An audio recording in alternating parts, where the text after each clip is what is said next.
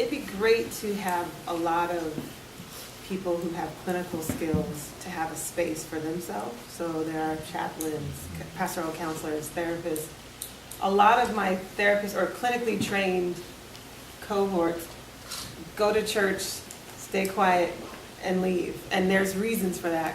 Some is you just don't want to work at church, you're tired yourself.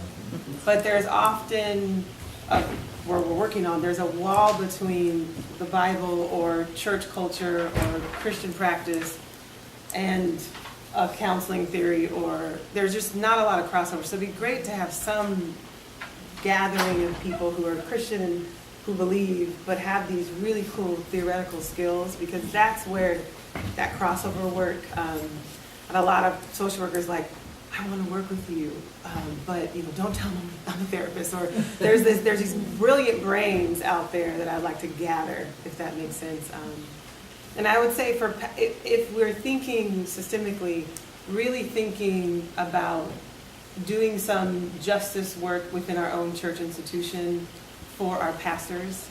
There are systems in place that just don't allow, I talk to pastors, they have the hardest job.